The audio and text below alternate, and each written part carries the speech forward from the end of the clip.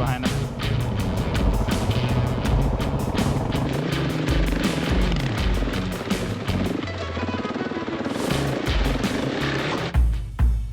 Peter and Dan here from the Adventure Guys channel. For the past 5 years, we've been living off the grid and overlanding to some of the most remote places on Earth. Join us as we continue on the journey, bringing you an all-new perspective from the saddle of our adventure bikes. Today we are exploring further into Moab, Utah, and currently find ourselves tackling the Fins and Things North Trail.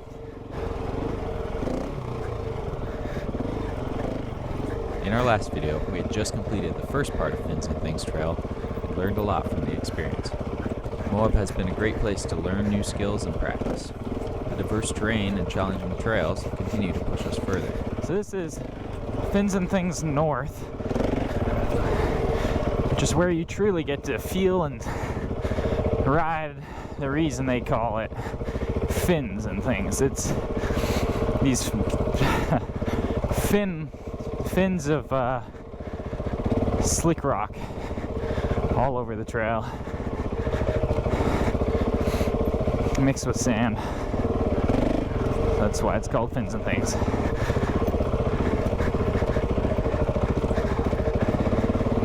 Makes for kind of interesting things to ride on.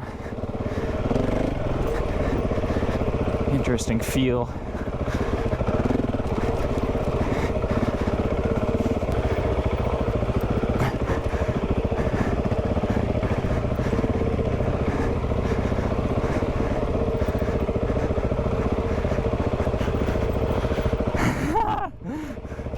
We don't have comms, it gets a little sporadic.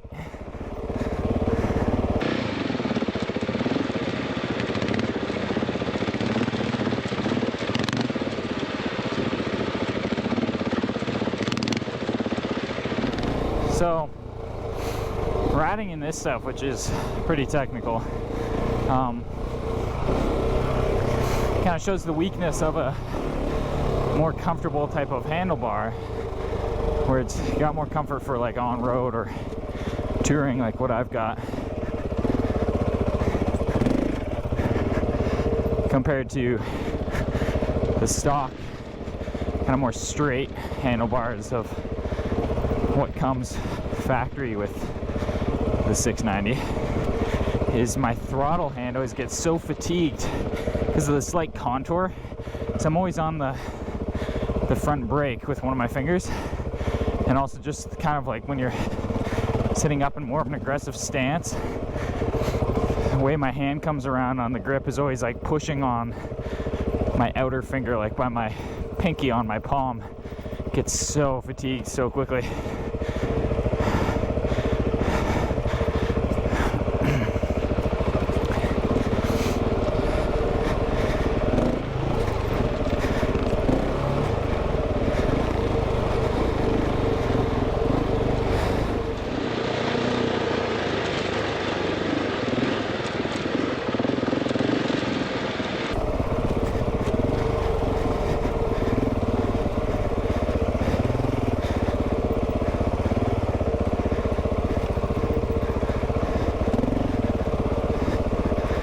Thank you. Thanks.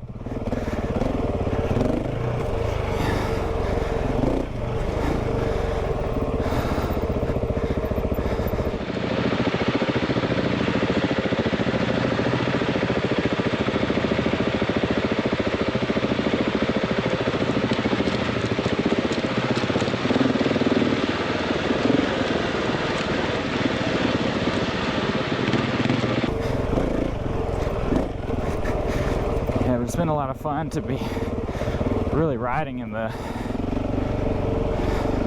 slick rock trails in Moab on these bikes. We were pretty nervous at first because we've got the panniers on.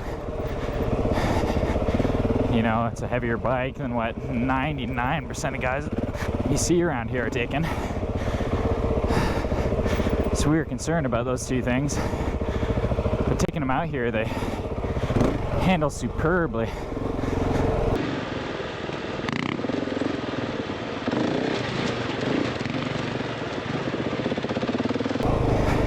We haven't even re-geared yet, which is something we really want to do.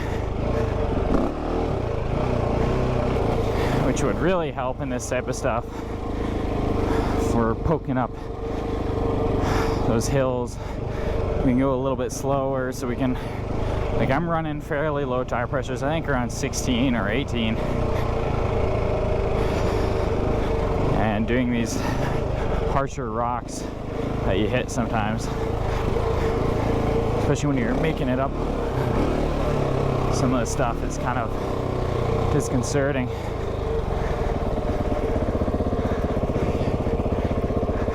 I think that guy was going the wrong way. It's a one-way in here, but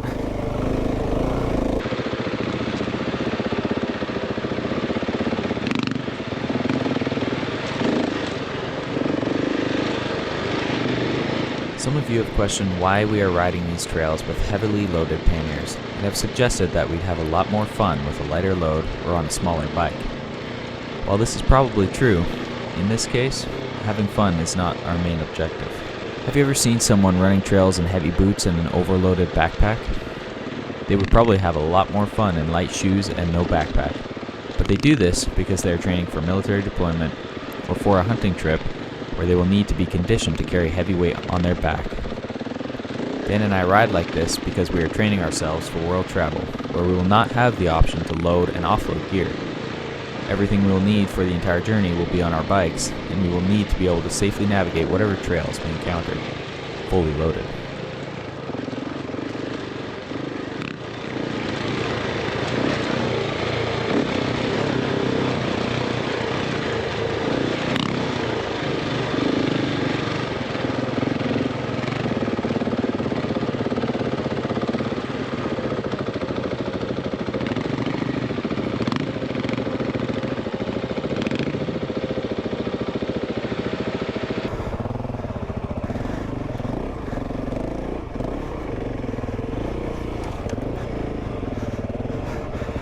sorry.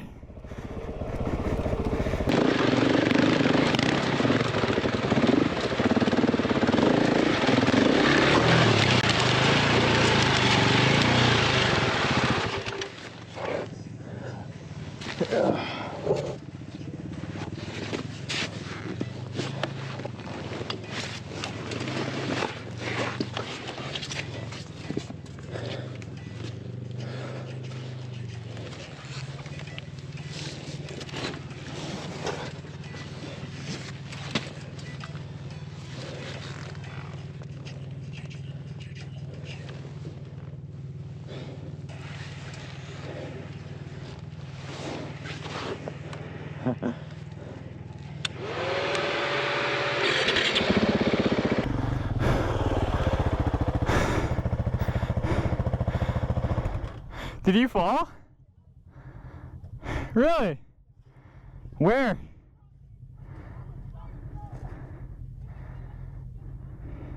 Down the whole bloody thing. No way!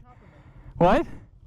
Slowed down the whole thing with the bike on top. Our bikes are currently using the stock gearing of 1546, as well as the stock tires that come with the bike, the Continental TKC80s. We plan to re-gear to 1448, since 90% of our trails will be off-road for the next year or so.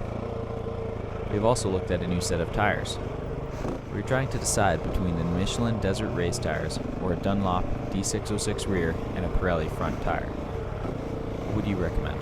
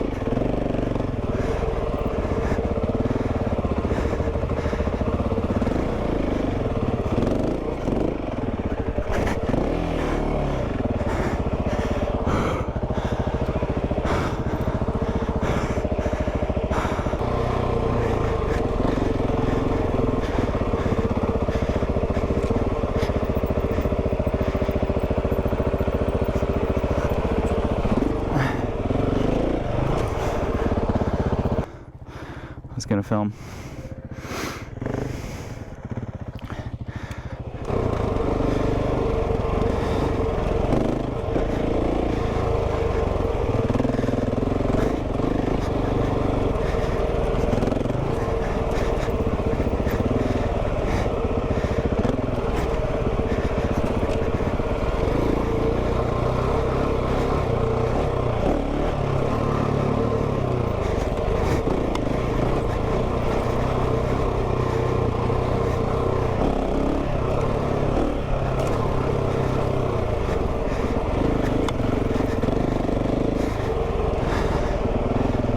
This is the fun part.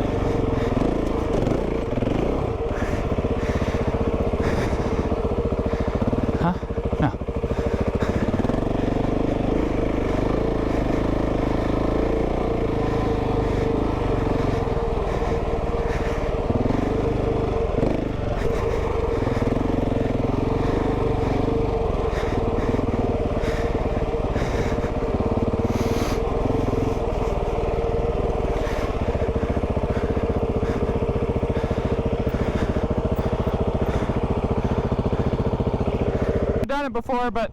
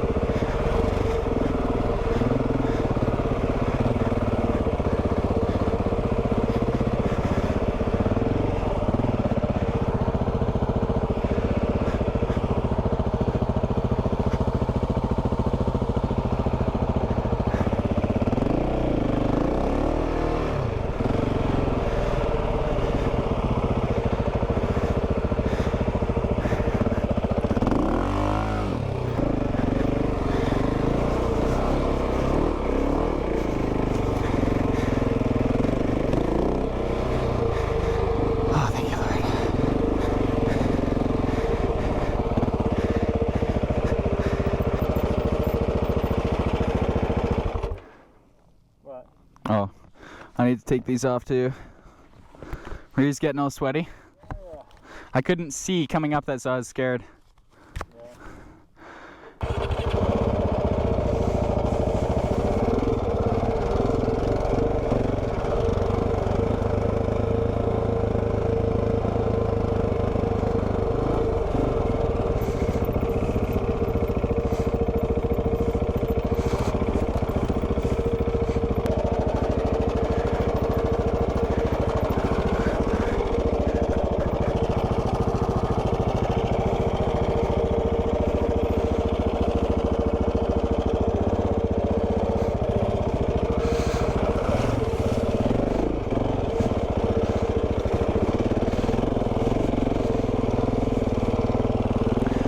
Oh, this Fins and Things trail is amazing. The start of it there was fun, it's good practice. And then if you can get up this, there's this wall kind of by where we always take the cutoff, like this crazy wall of stone that's just, it's not like this, like, cause it's probably as steep as this here, and this isn't hard. It's not slick rock. It's slick rock, but fins and bumpy and with sand in the middle of it. You see Jeep tires spinning on it. For a bike, you could do it on a lighter bike. We could maybe wing it on these, but it just wouldn't be worth the fall. So we take on road, you can get to Fins and Things North, and take Fins and Things North all the way through what we've been doing here. Probably my favorite trail so far.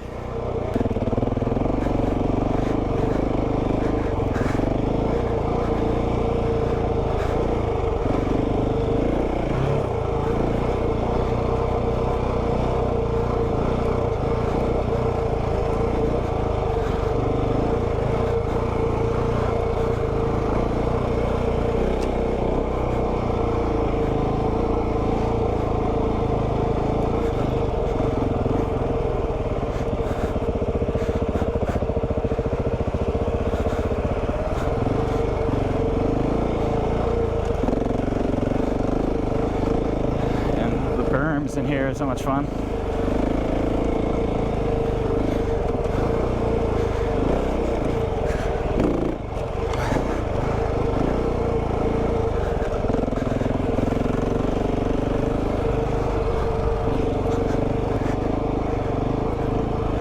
This is the end of the trail here. What a fun time you can have. And get a bit of mud to end it off properly.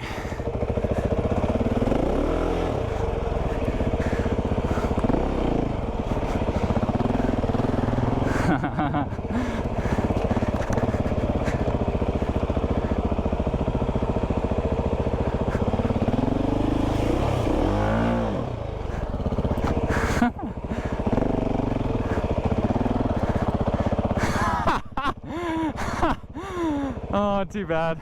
It's always annoying.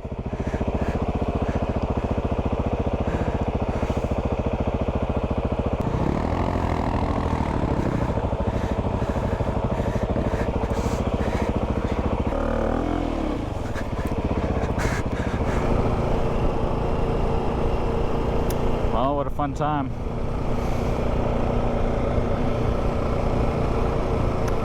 There's nothing quite like that slick rock. You get the same kind of excitement from it as what I felt on the mountain bikes, for sure. It's just such a weird feeling to be able to go straight up, what feels like straight up and down rocks, and you have grip basically through the entire thing. You hardly ever lose traction. And it's just fun, a fun mix of sand, those fins of slick rock, smooth slick rock, which is the funnest, steep uphills and downhills, and then mud and good trails, the odd puddle. It's always fun.